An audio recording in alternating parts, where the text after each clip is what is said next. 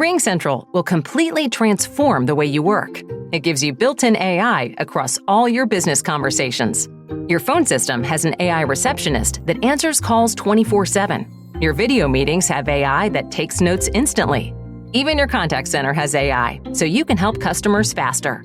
It all comes together in one reliable platform for effortless AI communications. See for yourself at ringcentral.com. RingCentral, voice of your business.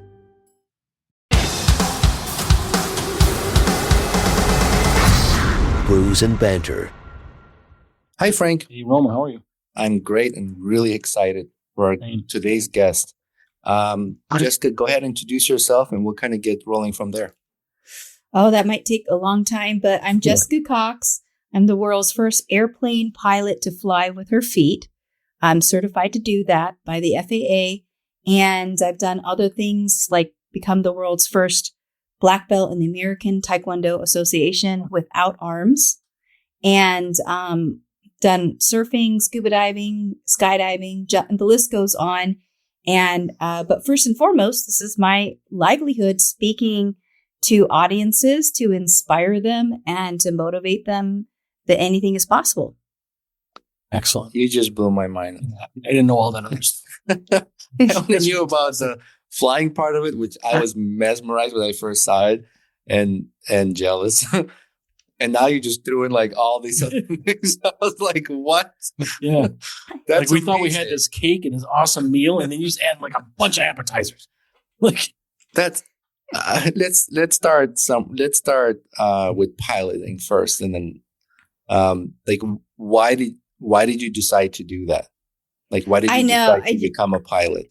If you would have asked me, before I even started the whole journey, I would have been like, no way, I'm not going to fly planes. There's no one in my family who flies planes. I'd never been in a small plane, and it was actually quite terrifying for me. But I thought, well, why not? Because this is a fear.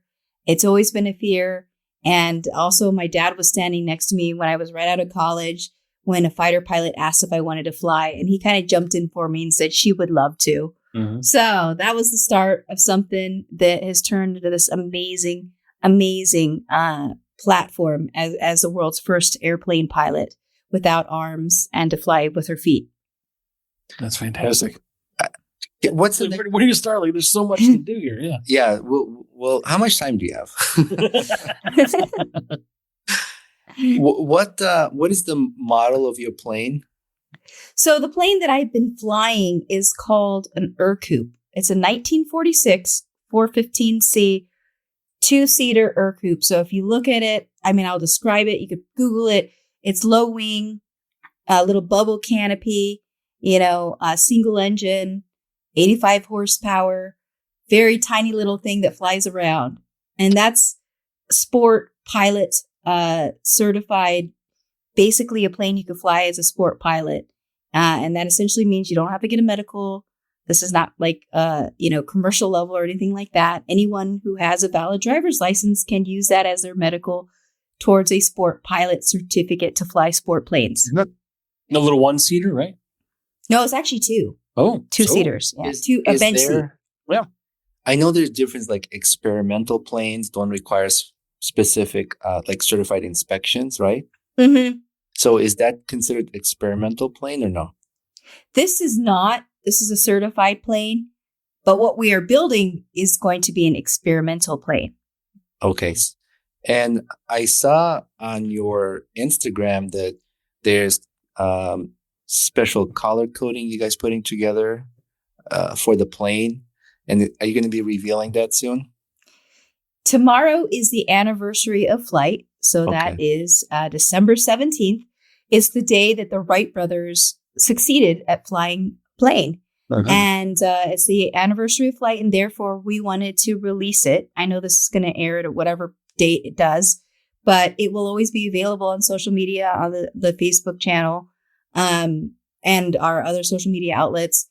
And it will be the revealing of the paint scheme of the Impossible airplane, which is an airplane we are building and will be finished in May. Who's building, like what company is building the plane? So it's not a company. There are these groups of pilots, and It's basically what this association called the Experimental Airplane Association. And it's EAA for short. And they have these chapters around the country.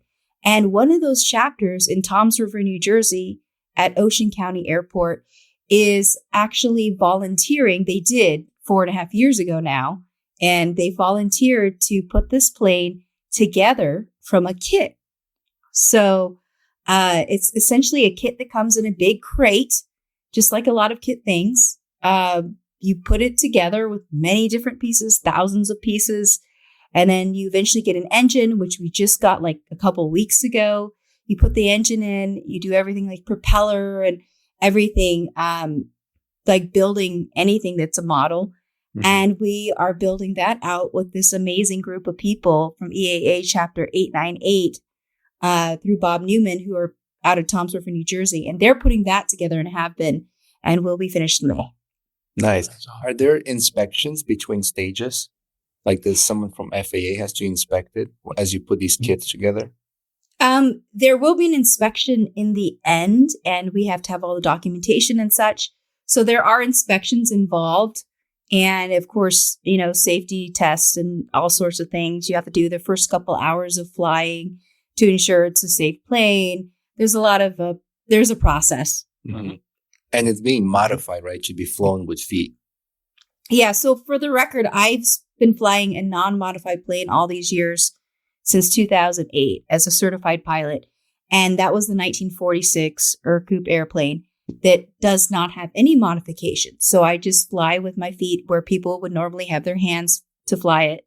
But this plane that we're building will have customized controls. Mm-hmm. So everything will be on the floor, essentially comfortable for foot flight. Perfect. That's awesome. So do you have to give them like measurements, like, your height and how they can adjust things? Or do you have to go there and sit in the cockpit and tell them like where you want the adjustments to be? Uh-huh. So usually it's a standard seats, the pilot in command seat, which is the left seat. And unlike cars, in airplanes, you can fly also from the right seat. So you also have the same controls in front of you in the right seat. And then there's 2 seats in back. So I will have likely a customized cushion because I'm fairly short. I'm only 5'1", and I would need to be able to obviously see and fit comfortably in that pilot command left seat. But what we'll do is customize everything for the left seat so that it's to my measurements, to my comfort, and everything just wonderfully fit for me to my liking. And then anyone who is just any pilot who wants to fly with their hands can sit in the right seat and fly with the standard controls. Sure. That's good because that's also good backup. Like say something happens, like, and you're flying with someone who knows how to fly as well, can take over. Mm-hmm. Exactly. Yeah. It's good because, most pilots can fly from either seat, left or right. But if I'm going like across country and get tired and say, hey, the controls, pass over the control to the person sitting right seat, that will make it more doable to fly further. That's true. Yeah. So you've flown long distances? I, as a sport pilot, don't, it's not required of me to fly too far, but I did have to do what was qualified as a solo cross-country flight, which it sounds like it's across the country, but it's actually just a certain distance. And it was maybe 2-hour flight for me, one way, 2 hours back. Mm. And it was not very far at all, but that was considered a solo cross-country flight. You have to do that day and night, correct? No. So as a private pilot, which is the next level up, that's a certification above sport pilot, you do need to do night flying and daylight hours as well, obviously. Okay. Yeah, I've been reading up and trying to save up so I can get licensed. Sounds like you get the sport pilot. You don't have to, right? Because you have a driver's license. Well, no. I would like to be able to like rent a plane and fly somewhere, like a trip with the family, for example. So if Roman were, because he wants to fly, if you were to get your plane built, in May, is Roman able to sit in the right seat with a driver's license? he would still have to go through training to be able to fly. And then obviously, in order to get his certificate, he'd have to pass what's called a check ride. And there's all these requirements and eligibilities that you have to, just like driving a car, you have to go and take a test, make sure that you're, doing all the procedures, know how to land, do all the written knowledge and, everything like that. You have to still be held to a standard with all these requirements. Sure. Yeah, you still need to. The driver license part of it was the medical testing. Oh, okay. Yeah. Okay. Mm-hmm. Well, yeah, I understand there's some certification. I just didn't know how involved it was for someone that's, I guess, not primarily considered the pilot in charge, I suppose. Jessica, can we go back a little bit and tell us what your experience has been going through getting your pilot's license? Well, it was something that we weren't sure how it was going to be handled because, naturally someone's going to freak out if you see someone without arms wanting to fly a plane. But the wonderful thing about the aviation community and pilots is they're willing to listen. And if you want to fly, if you want to get your wings, they're behind you. So people were willing to give me the benefit of the doubt, see what she could do, and they essentially kind of went from that angle and they didn't say no from the beginning. In fact, I didn't come across anyone who just said no to my face. Mm-hmm. They may have thought something in the back of their mind of, how is she going to do this? And a lot of doubt and questions. But people gave me the chance to show what I can do with my toes and feet, which is hard for people to even conceptualize because most people have hands. But if you have nothing but your feet, your toes are going to become your fingers and your feet are become your hands. And that's exactly how I lived my whole life. So I don't know any different. When I sit in a car and I drive, or if I drive anyone with someone with a driver's license, I just drive with my right foot on the wheel and my left foot alternating between the accelerator and brake, which is a little different than most people because they usually use their right foot alternating between the accelerator and brake. But for me, it's crisscross because my right foot is my dominant foot and I need to have that on the wheel. And just like if someone's right-handed, I'm right-footed. So I put my right foot on the wheel and then my left foot alternates. And that whole idea is foreign to anyone, especially, and then flying a plane like that had never been done. So I will say there was a lot of questions of how, but it was just about figuring out a way. Right. Yeah. So it's interesting because, we haven't talked about this beforehand, but I know, me and Roman know each other very well. The experience to be able to, do this with someone who doesn't have arms, right? I think we would both welcome, the opportunity to be able to participate in anything you're doing because human nature for the right people is accepting the challenge, and I think about, I think his name's Rick Allen the drummer from Def Leppard with one arm. Uh-huh. So he plays with his feet. I mean, he's still got one arm, but he plays with his feet. Like there's a adaptability there. So you're going to make it work with the right mindset. And obviously you've done that. And I think it was probably even before we started recording all those, different aspects you've done that in, as far as, martial arts or this, or even, driving a car. So it's interesting again, and you know that from us, but it's interesting for us to be able to, talk to you about this. Yeah. I've been conditioned since an early age and, that whole creativity side of things, figuring it out, we were like that as kids. For me, it just kind of stayed with me because everything in my life was kind of built against how I functioned. So I just had to creatively come up with a solution to use my feet to solve the challenge. Mm-hmm. And Jessica, were you born with no arms? And that's the other advantage is I was born this way.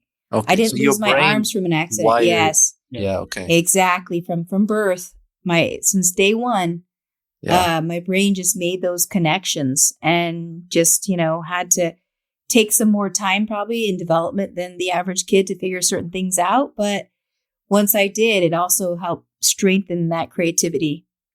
Well, statistically, female kids develop faster than male.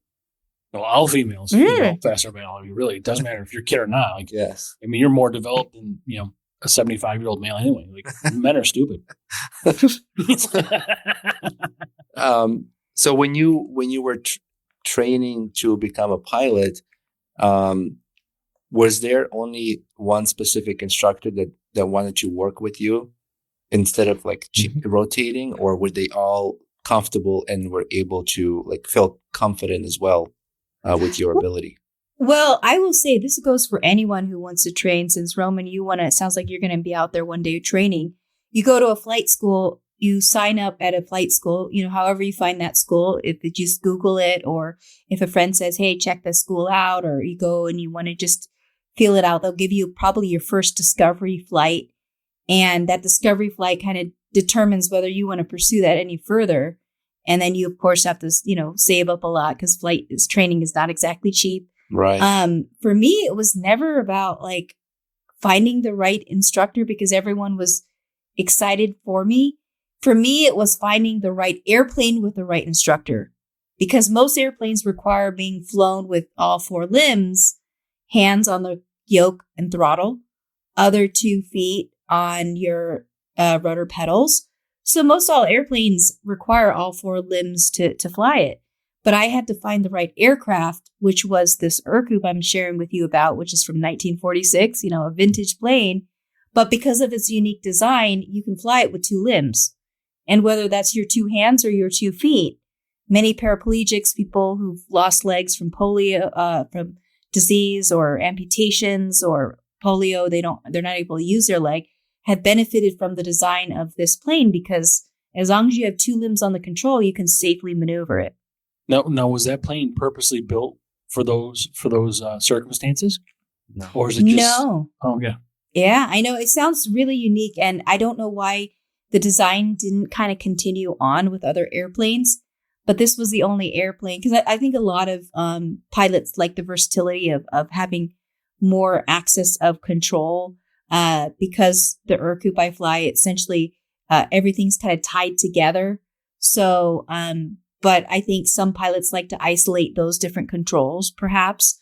So this is a plane that was just happened to be so convenient. It was in its time when it was first developed, it was called the safest airplane. It is a spin-proof, stall-proof airplane. It still is spin and stall-proof.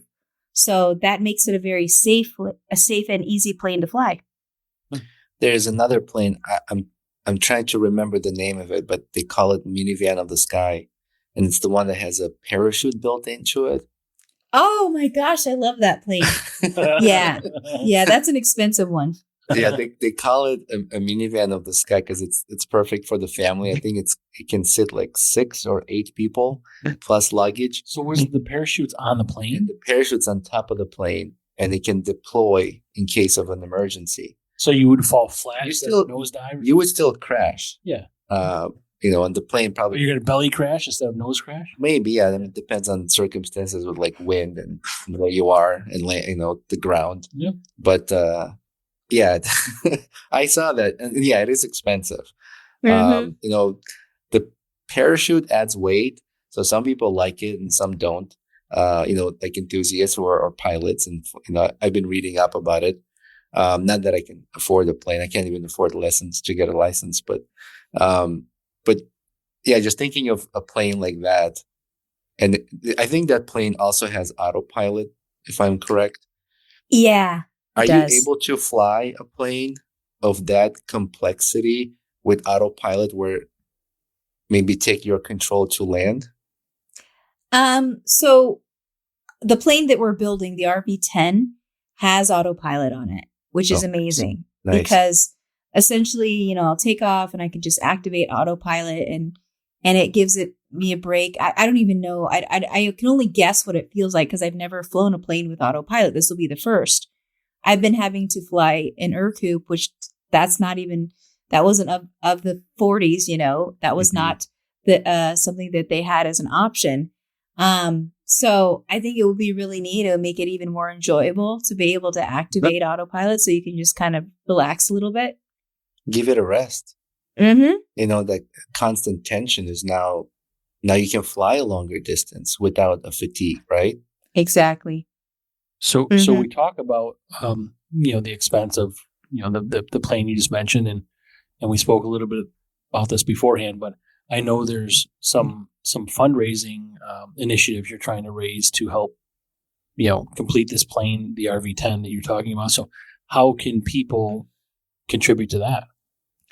So we are really on this amazing journey to finish off this plane. It's been 4.5 years since we first received the kit with all these thousands of pieces, and this amazing team in Toms River, New Jersey, with Bob Newman. They started to put it together, and we're on the home stretch. It should be finished in May, but we have all these little side expenses to get it to that point. And we have a website. It's called The Impossible Airplane. And right now, until the end of the year, we have someone who's offered to match every dollar that is donated.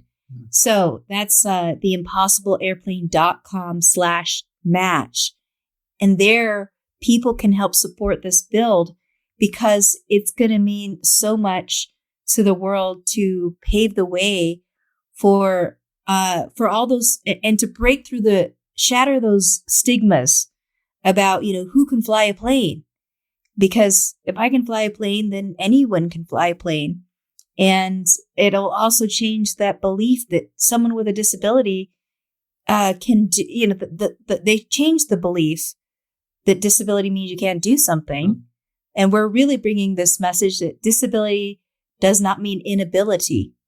And people are capable of doing great things if you have the belief in them and you give them the opportunity. And like we talked about earlier, the creativity and really breaking through by flying children with disabilities with their parents, by giving this experience and the transformation through aviation.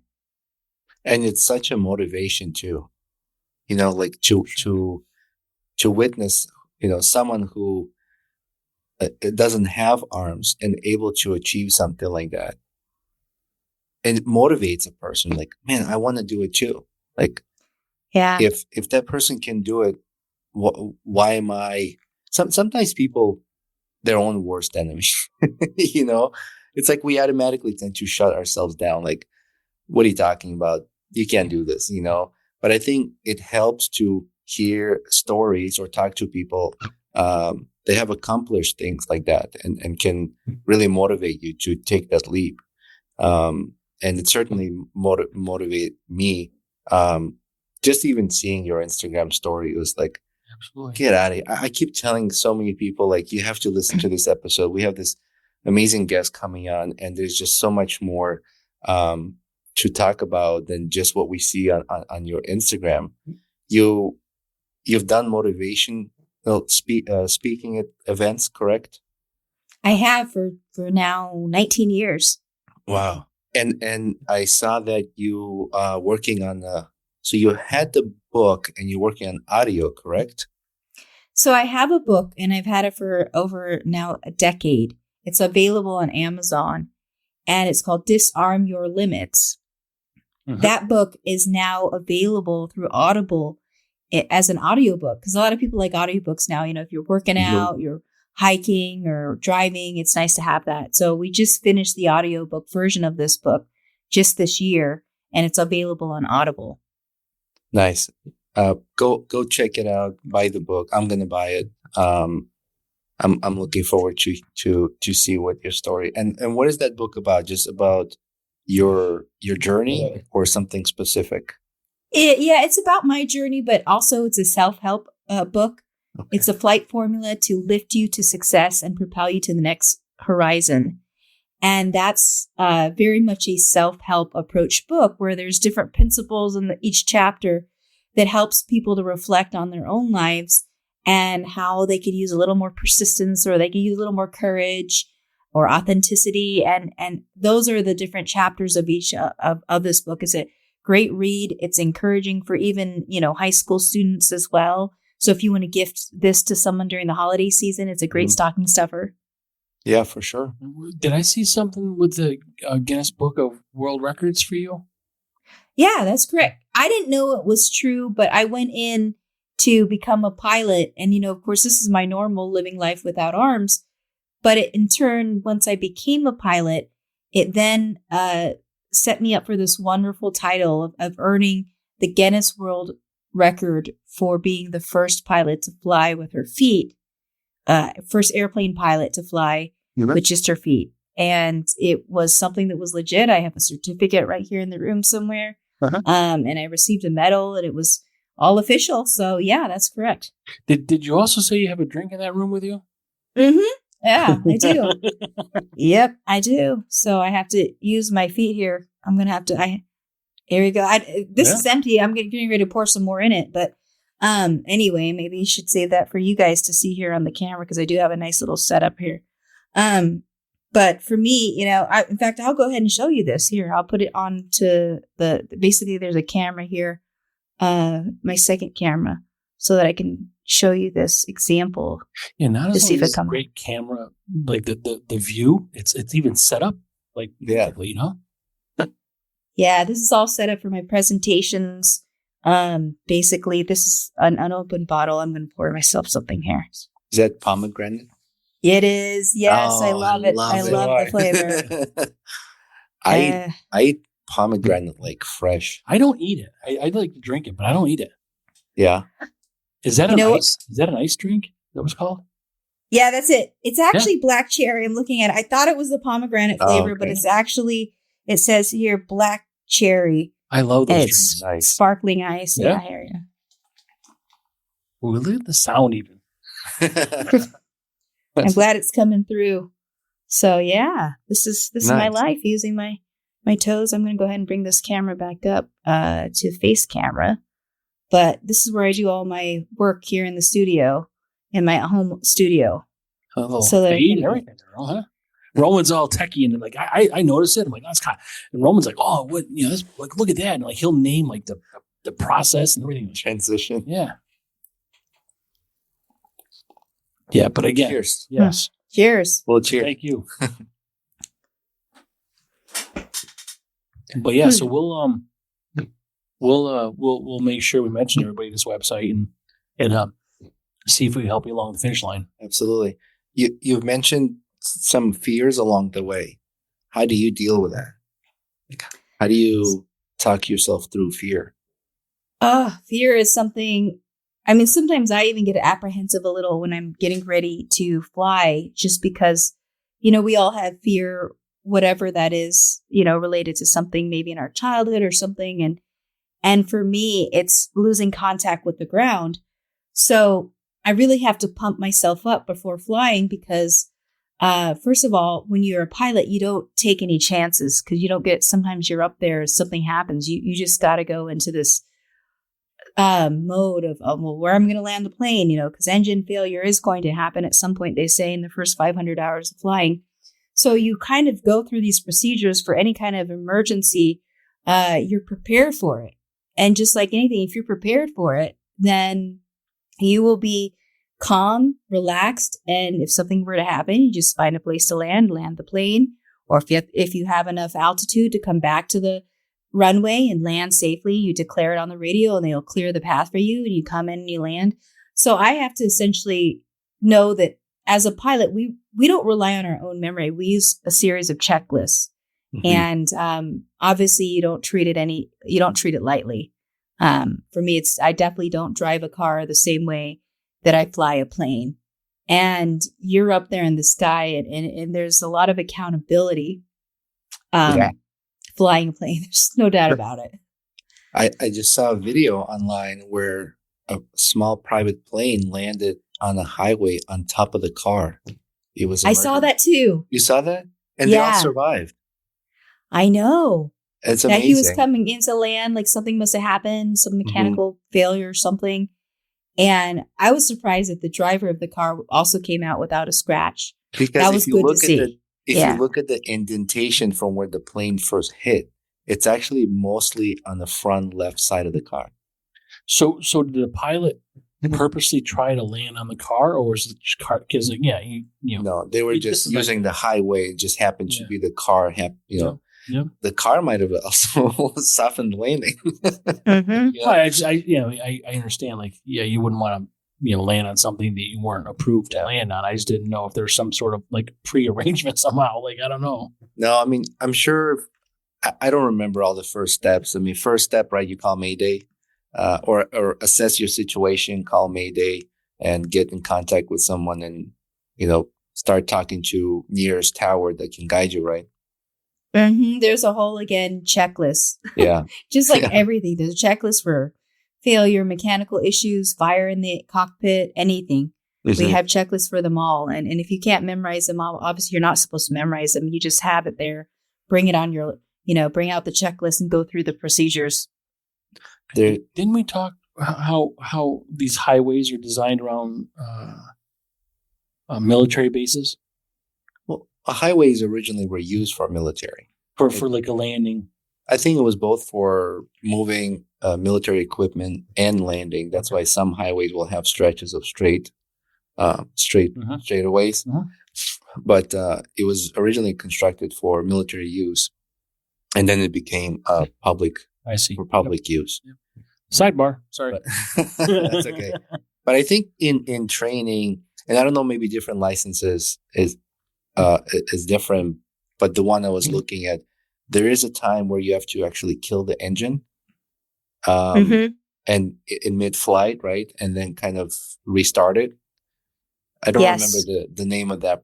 I don't know if that's part of the training of like in case of a failure, or is that just something you need to learn if it stalls out, how to get it back on mid-flight? Well, both. You have to go through both. You have to go through a stall, a simulated stall, and how to recover from that. And then you obviously would simulate an engine out and how to recover from that. And sometimes, people will try to restart the engine if there's something that happens, and they can just try and restart it and see if that gets things going again.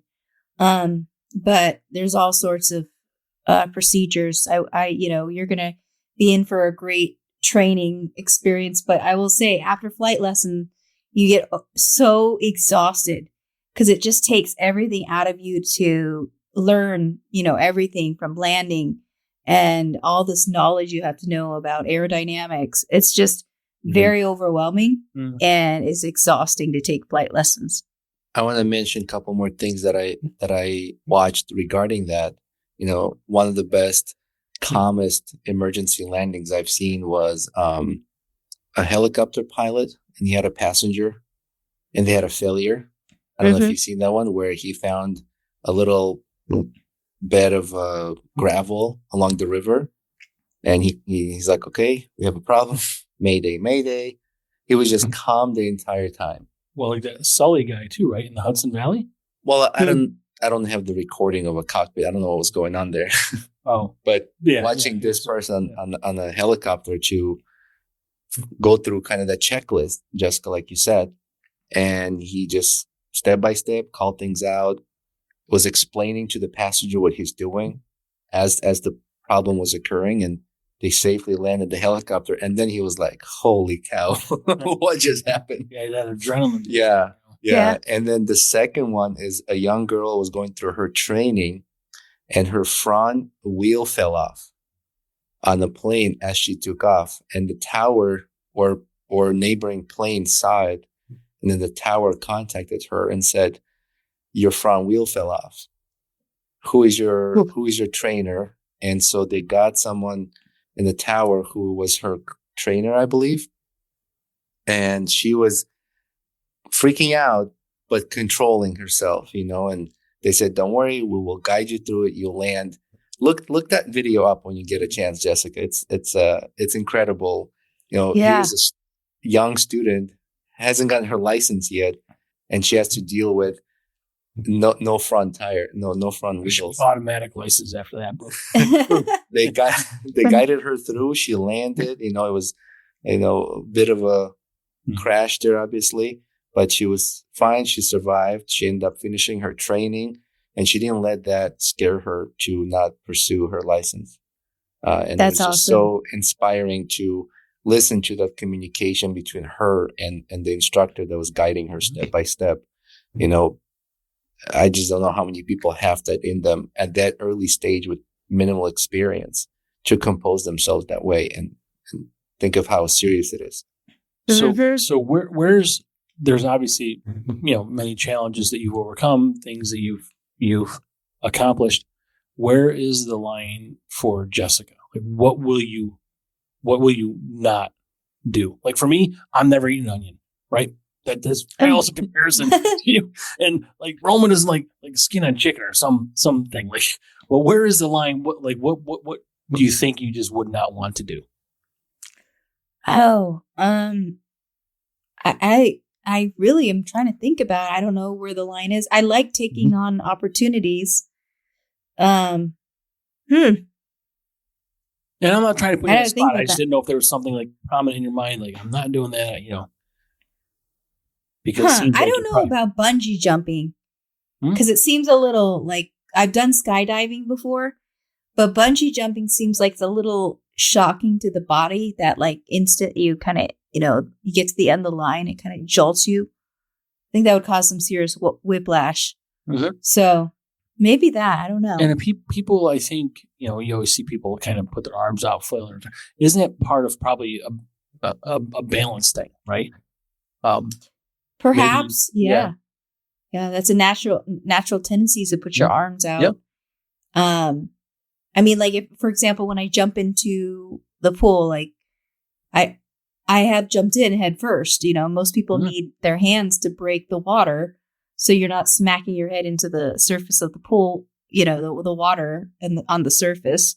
So, but you just figure out ways. The body figures out ways to overcome that. It's a little scary at first, but you do it. Sure.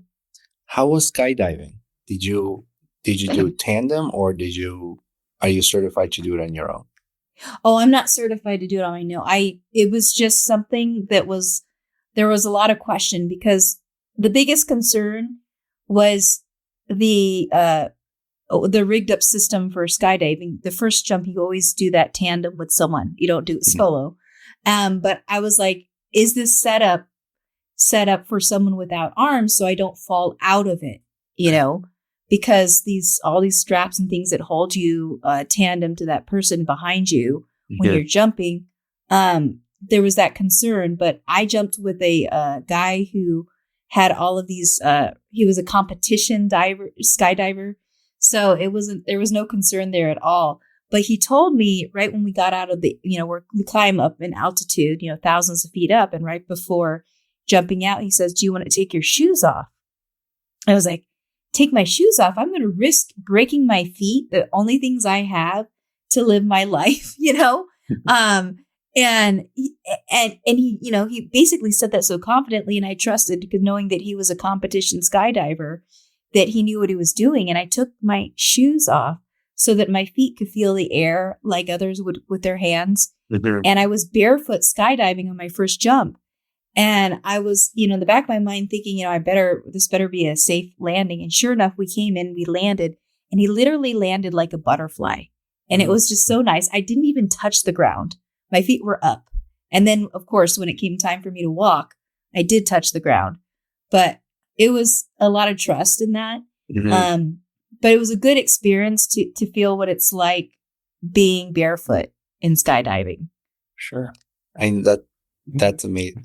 The way some of those skydivers come in, you feel like he's about to slam the ground. And then there's this break and the body just glides up and gently. Sort of like a this and then almost like a horizontal. Yeah. Yeah. That's a fun experience. I can't imagine. Yeah. So when you got into martial arts, how did you decide? Did you say it was a Taekwondo? Mm-hmm. How did you decide to do Taekwondo versus other arts? Well, martial arts has a lot of hand movement, as you all know from watching, or hearing about it. Taekwondo is the one martial art that uses a lot of kicks. Mm-hmm. So it seemed appropriate that would be the martial art to try. And it was available when I was a kid in the town I lived in growing up. So I had this great instructor again. I was just so fortunate and blessed to have these great people come in my life that were instructors that are, his one requirement when I started when I was a kid was he told my mom, he said, well, as long as she has a good attitude, I can keep her as a student. Mm-hmm. We'll figure everything else out. Mm-hmm. And we did. And I got my first black belt as a 14-year-old kid. And then I went back into Taekwondo in college, and I became the first black belt in the American Taekwondo Association to do so without arms. So I had it in the International Taekwondo Federation and then the American Taekwondo Association. And it was really a good experience for me to build confidence and fitness, of course, and flexibility. Absolutely. Did you do competitions? I did. And at the time, they weren't sure how to classify me. So I just essentially went into regular competitions like anyone else would. You go in with your ranking and your age. Mm-hmm. And at the time, I think I was a 3rd degree black belt in Taekwondo with women in their 30s. And I went in and just competed in my own ring. And they just, competed with me at times where I was sometimes I did bad, sometimes I did good. And I had to keep at it. And I earned state champ in 2014 for my rank and my division there and the ETA martial arts. So it was a great experience. That's amazing. Yep. I have a niece, 2 nieces who are in Taekwondo and competed. I don't know if they're still doing it, but they were competing like worldwide. They traveled to Brazil and actually one of their instructors said if you continue, you could get to Olympics. I don't know if they pursued. I think they stopped. But we would play this game. She would send me a video, stuff she's doing with her feet. And then I would record something. My son had fun with this too. He was recording. And I would do stuff with my feet. So she made peanut butter jelly sandwich from scratch using her feet. Oh. So I'm like, man, how am I going to top that? So I did this whole sequence of feeding my dogs, getting the milk out of the fridge with my feet, closing the doggy gate, tucking my son in bed to sleep, and closing all the doors.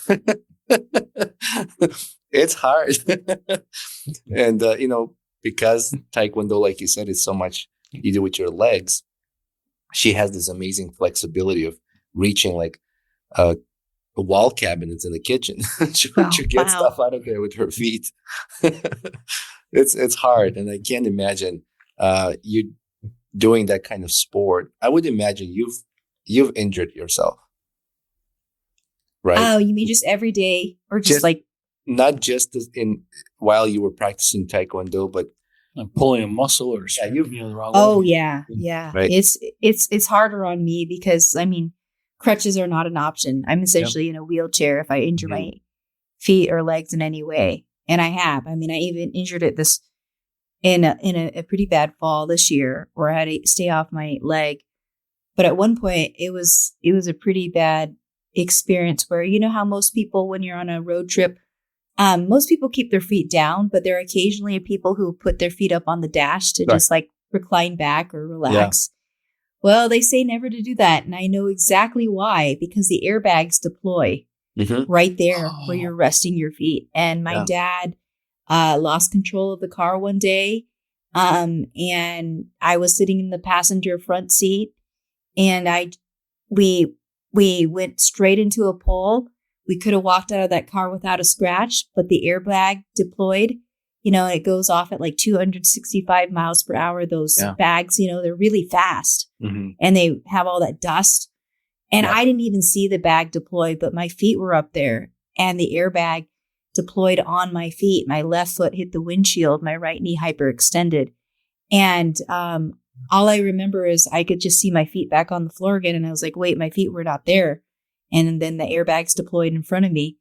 And it didn't even cut my skin or anything. There was no blood, but I had sprained my ankle so severely on my left foot and my knee hyperextended that even now, 13, 14 years later, the arthritis in those joints where that happened, I feel it sometimes on cold mornings. Yeah.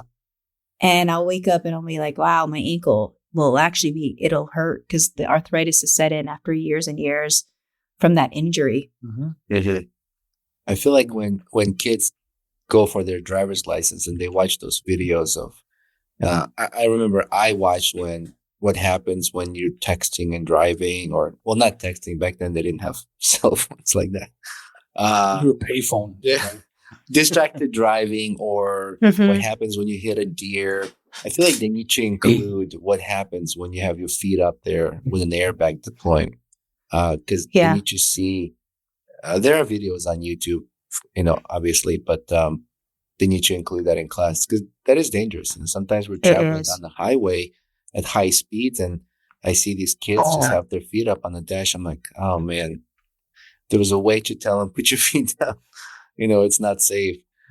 Recline back, stretch your legs out. If no one's behind you, pull the seat all the way back, stretch your legs out that way. Mm-hmm. But I can't imagine how difficult it is for you when that is your source of functioning. Mm-hmm. Do you get help when something like that happens? Oh, I was in a wheelchair for a month. Mhm. And because I only had essentially my left foot was so severely sprained, I had to keep that mobilized. And then the right foot was essentially the only good leg. I was using my right foot to push myself around in the wheelchair. And my knee was okay once I could still use my knee. Mhm. But it was essentially it was so hard because I've never been in that kind of situation before where the very things I need were basically compromised from this injury. Mhm. And it took a while to heal. I remember it took a long while. I wonder if you healed faster than an average person would have been, because I would imagine your leg muscles are much stronger than most people, like an average person, because you're using it for so many other reasons than besides just walking. Mm-hmm. Well, I know for a fact I would have probably, if it wasn't me who that happened to, I don't know if anyone else would have avoided a break or something, severe. But because my legs were so muscular, Mhm. they were strong enough to withstand something that serious. Sure. I mean, hitting the A windshield bag and all that. deploying Yeah. at 200 some miles per hour is no joke. Yeah, That's exactly. crazy. It has to deploy so fast because it needs to be there within not even a second, milliseconds during an They want 65 miles per hour, man. Yeah, because they have to deploy and then be soft enough for you to hit your face on, Yep. or whatever part of the body is. So when you have your plane in the hangar, I've seen some videos when you get to the hangar and you're showing like the first challenge is opening this Mhm. sliding barn doors to the hangar with your feet. What's your like day to day when you go in? You do like maintenance or anything like that on the plane? You get to the hangar. What's your process getting that there, getting the plane out, and doing your checklist before the takeoff? You go through a pre-flight, and that's essentially, this is not like, you don't just hop in the plane and take off. You go through this whole procedure, which sometimes takes even longer than the amount of time you'll spend in the air. Mm-hmm. You're going through, you're checking the oil, you're checking the fuel, you're checking that everything looks okay, nothing happened on the previous flight, no damage to the skin or rivets. You're checking the functionality of the controls, making sure that the inspection caps underneath the wings are all there, because sometimes those can pop off. The tires, of course, you're just, I mean, it's such a procedure, but you just can't skip it. You have to go through it because, like I was saying before, you don't get a second chance once you're in the air. You're in the air, Right? So you better make sure everything is at least in your power at that point. Doing a pre-flight, everything looks good according to the checklist for the pre-flight. When you get to the hangar, are you there by yourself? You doing all this by yourself, or you have someone to help you? If I needed to, I could do it all by myself. So that was the point, is to get to that level that I could demonstrate to an examiner that I could do everything required of me in pre-flight. But for time's sake, I do involve people and ask them to help me out, or, to help me screw the cowling back on after I've checked the oil. So I do make use of people around me to make it a little easier and faster. Mm-hmm. And there's nothing wrong with that either, as long as I'm still focused on my list and doing everything step by step. Mm-hmm. Yeah, safety is first, right? Like you said, no second chances up in the air. Can you share any of your favorite moments in flight? Like any favorite flights you've done? scenic wise, or you had an Oh, so amazing, many. mesmerizing moments? Yeah, that's what's so beautiful about flying is that you get to have those experiences. Some days out here in Arizona are just stunning. But one of the things that I always like to share is the day that I was flying by myself for the first time, your solo flight, and there was nothing more empowering than knowing that you did that by yourself. Mhm. I mean, I remember everything about it. I remember landing. I remember getting out of the airplane and just disbelief, but having a smile on my face that I finally did it. And I just couldn't stop smiling for the rest of the day. And that happens for everyone when they do it for the first time. There's just the realization that I really did it. No one else was in the plane with me. I did it by myself. It was all on me. Is it? And Tom's River, New Jersey is not that far from us in Syracuse, New York. So Oh, yeah? if you need to make a little pit stop on the way back to Arizona, then come see us. Yeah, that's true. I know. That is not too far at all. Yeah. That's going to be down the road, though, because you have to do the first 40 hours in an experimental plane that's being built. So we have a process that we'll have to do those first 40 hours, and then before we take it anywhere. Yep. So once the 40 hours is complete, then you'll get the plane, or would you be part of the 40-hour flight? I would probably rely on someone who does this a lot for airplane builds, because they're able to spot any mechanical challenges or anything like that. Mm-hmm. So I may delegate that to someone else so that they can ensure from their own experience, someone who has some experience with experimental planes. Do you know the range that's going to be on the plane? We can probably go about 4 hours. But it really you really go as far as your bladder can hold, essentially. That's what they say, you know. There's I follow this one girl on YouTube, and she has a pilot and she has a plane, and she got this job in California. And she was flying, I think, from Chicago to California, and she was documenting this whole journey of, like, she packed up her suitcase and her dad gave her a ride to the airport. And she started flying her plane. So she would stop at some airports to refuel, use the bathroom. For private planes, there are different terminal, I guess. There's like a lounge place, like a building you can go in to use facilities. And it was interesting, that she would have a bottle that's designed for backup just in case she has to go. Like a shiwi? Something like that. She put it together herself. But I would imagine there's a lot of pilots that have those emergency kits. Oh, yeah. Yeah, they have them in the catalogs, too. Yeah. Where there's a whole world in aviation. You get these Sky Miles. magazines. It's in the catalog. Yeah, there are all sorts of things. You should see that. You should really see what they have. They have some creative solutions. But yeah, I would hope that we can continue to see some of your life experiences and changes online. And you've gained new followers here, and thank you. I love to see how far it's going to go. Do you think you're going to be able to fly that plane from New Jersey back home, or is it going to be delivered to you? Oh, no. Well, probably our hope is to also fly it to the world's largest air show, which is in Wisconsin. And then getting it back home will be probably myself and another pilot, because at that point I would not have accomplished what's called transition training. Mm-hmm. Going from one plane to the other. It's not like hopping in any car. Okay. This is a totally different airplane, so flying it will be completely different. So I will not be PIC, pilot in command of that plane. No, coming back. Sure. I will probably have someone there else flying, but I'll be in back at least, or in the right seat, or the left seat, and then the pilot in the right seat will be flying it. Mm-hmm. So you will fly to New Jersey to fly back in that plane. That's probably how it'll go. Yeah, if all goes well. We'll have to follow you and see when you're going to be at some of these air shows, because we travel. We love to go to air shows. My wife and my son, we both a couple years ago went to Oregon to see Blue Angels. Oh yeah. And there was also air show there as well. So we like to follow Blue Angels and see them as much as possible. It's amazing pilots. They are. There's no doubt about it. That's cool. Jessica, do you want to add something more to this?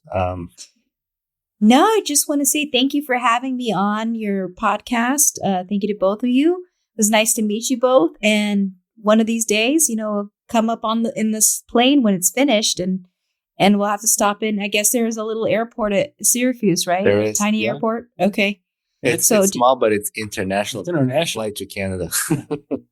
Oh, really? That's a big airport then. Okay. Well, that they call it a big, but I think we're actually home to the world's biggest snowplow also. Yes. Wow. Yeah, that's something worth seeing. Okay. It's at the airport. It's got 36-foot plow deck. Yeah. Neat. Yeah. Okay. And we got direct flights from here to Florida. Well, that's convenient. Okay. Yeah. So decent airport. Yeah. Yeah. Okay. Absolutely. Well, I'll have to add it to the list. We're going to have a plan of where we'll fly to. I don't know if we'll fly there in the winter, though. We may have to save that for the summer. Don't come here in the winter. Jessica, thank you so much for being on as well. It's an honor. It's a pleasure. I'm just so happy I came across your story and to be able to talk to you and learn this amazing journey you have and to share this. I've just been talking about it for a while. And such an inspiration for many of us. Absolutely. Thank you. I'm sorry my audio just cut out, but thank you so much. It literally just cut out right now. Can you hear us now? I can hear you now. Yes. Okay. Well, I just want to also say thank you to our episode sponsor, Big Oyster Brewing Company. I want to say thank you to all the followers and listeners, Hopped Up Network. Jessica, thank you so much. If you just stay on the line for a quick minute and then we'll end afterwards, okay? Hold on 1 second. Thank you, everybody. Thank you. Bye.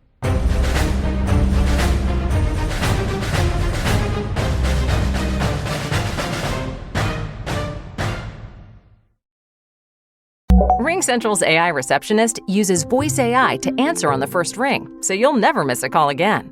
In just a few minutes, you can personalize your own AI receptionist to answer questions, route calls, schedule appointments, and even send texts in multiple languages. Plus, it's easy to scale. Create unlimited AI receptionists across any phone system. It's all powered by one reliable platform for effortless AI communications. See for yourself at ringcentral.com. RingCentral, voice of your business.